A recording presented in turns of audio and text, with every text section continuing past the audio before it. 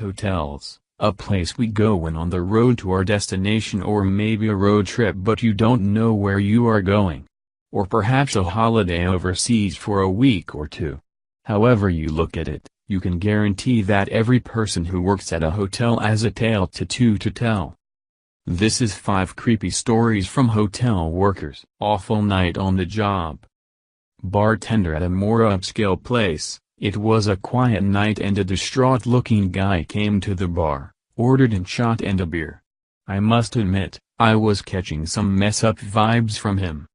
I tried to sum up some small talk to lighten up the mood. The guy seemed like he wanted to talk but couldn't. So I asked him if everything was alright. He said no. I asked him if everything was alright, anything I can do to help. Even offered him a hot plate of food on the house but he declines. He then proceeds to tell me that the escort he hired that night had cut her own wrists and now lays dead in the bathtub in his room. I jumped back and was like, holy crap, I need to call 911. After calling 911, I ran back to the man but saw him slumped at the bar. I went up to him to check up on him. Are you alright? I asked but no answer came. After checking for a pulse, his was weak and he was also pale and cold. 3 days later, a visitor came to the reception with a note in hand. They handed me the note with a ghostly look on their face. The note was that guy's suicide note and read, I am sorry for the mess that I leave in your hotel, but I wanted to feel the warmth of a lady before I took my life. I was given a week off to deal with all this but was shocked when I got back and it was like nothing had happened. Shadow figures. I used to work in my aunt and uncle's hotel in a Scottish village about 12 years ago, and the freakiest shit that happened to me was one night when I was sleeping in the staff quarters and heard a banging noise from along the corridor. This was about 3 a.m. after most of the staff had gone to bed. I got up to go and tell whoever was coming in late to shut up so I could go back to sleep, but the corridor was empty. Well lit, I have to add, this is key. So I walked down the end of the corridor to see if it's folk coming up the stairs drunk or whatever. I looked down to see a figure stomping up the stairs. The only way I can describe it is as though a shadow of a person that was solid. There were no features on the face or clothes on its body. Imagine someone in a black morph suit walking along but you could see things through them. I turned and ran back to my room and shut the door. I could still hear the stomping for some time, and I don't think I got a wink of sleep at all that night. I didn't leave my room until the sun was shining through my window. I asked a few of the other staff if they heard the banging the night before, but nobody else had. And like fuck was I gonna mention seeing shadow men coming up the stairs at 3 a.m. Roommate. Before I was born, my parents decided to move to the coast and open their own little seaside hotel. The first thing to do when they moved in was to clean all the rooms, so they took half each to speed things up. My mom told me this story when I was little. She was in room 8 doing some vacuuming when the whole carpet started rippling. When I was little, I didn't think this sounded scary at all, as I just thought that maybe the carpet had got caught on the vacuum or something, and so I never really thought about it again.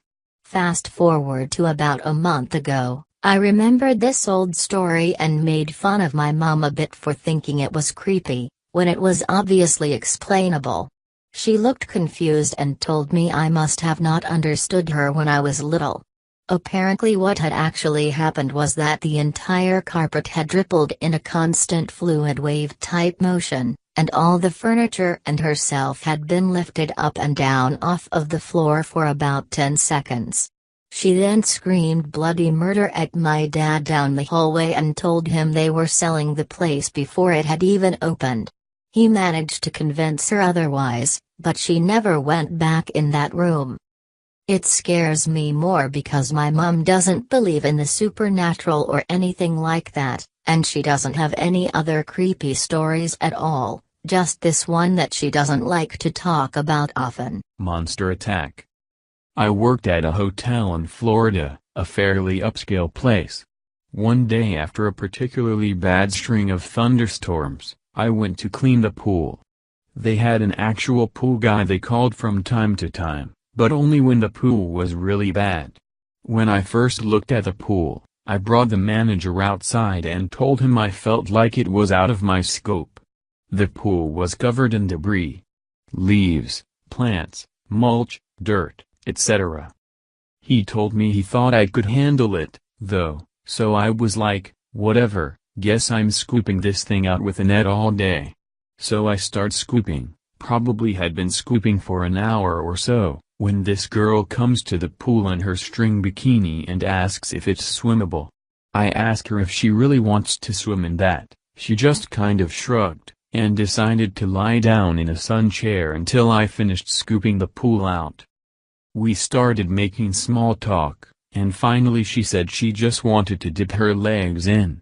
She does so, and after about 10-15 seconds, I notice some weird-looking things swimming around in the pool, and they're coming right for her feet. I scream, "Yo, get up! Get out!